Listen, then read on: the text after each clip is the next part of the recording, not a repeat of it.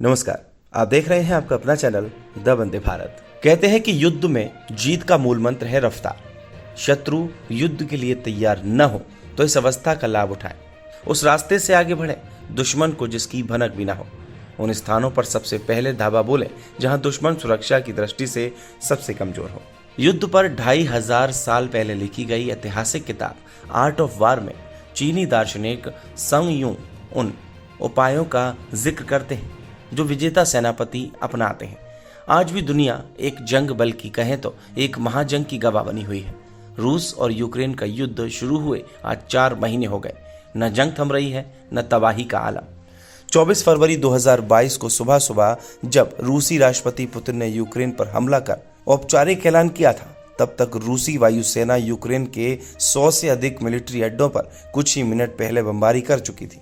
सीमा के प्रहरियों और बाणबंदी की ताकत को मसल रूसी सेना की टुकड़ियां यूक्रेन के शहरों में घुस चुकी थी। राजधानी कीव पर बमवर्षक विमान बमबारी शुरू कर चुके थे। पुतिन ने जंग का ऐलान किया और कहा कि यूक्रेन की सेना हथियार डाल दे और घर जाए, तभी बच पाएंगे। जंग के इस ऐलान के बाद एक पल को दुनिया को लगा कि युद्ध बस कुछ घंटों की बात है और यूक्रेन सरेंडर करने ही जा रहा है। वर्ल्ड पावर रूस के खिलाफ आखिर कितनी देर टिक पाएगा यूक्रेन?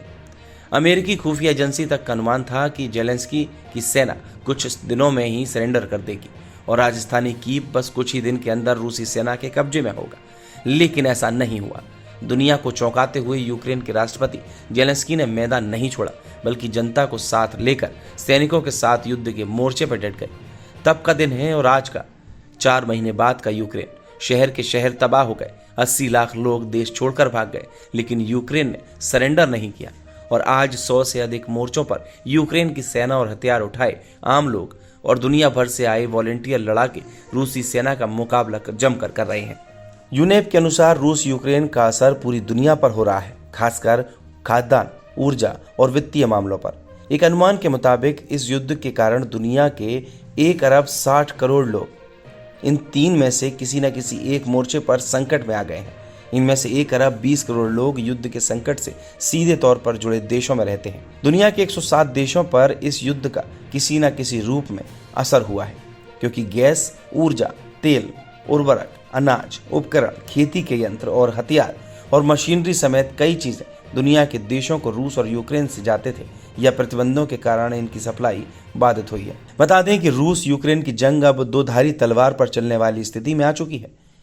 मारियोपोल जैसे शहर को कब्जे में लेने के बाद रूस ने यूक्रेन में अपनी रणनीति बदल दी है। राजधानी कीव को छोड़कर पूर्वी यूक्रेन पर अपना कब्जा पुख्ता करने में रूस जुट गया है। सेवरोदोनेस्क व लिचिंस्क जैसे शहरों को रूसी सैनिक घेरे हुए हैं। खार्किव पर पकड़ मजबूत कर रूस डोनबास के इलाके में घेरा मजबूत करने में जुटा है, ताकि जरूरत पड़ने पर यूक्रेन के एक हिस्से को काटकर अलग देश घोषित कर सके। खिरसान और मेलिटोपोल जैसे शहरों में नागरिकों को रूसी पासपोर्ट तक जारी करने का दावा स्थानीय प्रशासन की ओर से किया जा रहा है।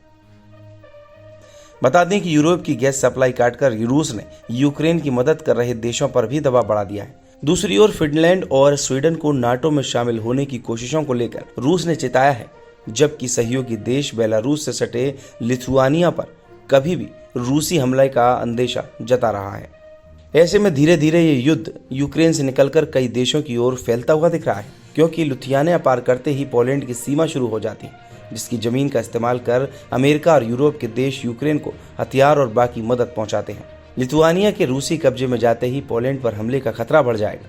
उधर यूरोपीय संघ के सदस्य देशों की बैठक में यूक्रेन को सदस्यता के लिए ग्रीन सिग्नल मिलने की उम्मीद बढ़ गई है और ऐसा होते ही रूस फिर यूरोपीय संघ के खिलाफ कोई भी कदम उठा सकता है।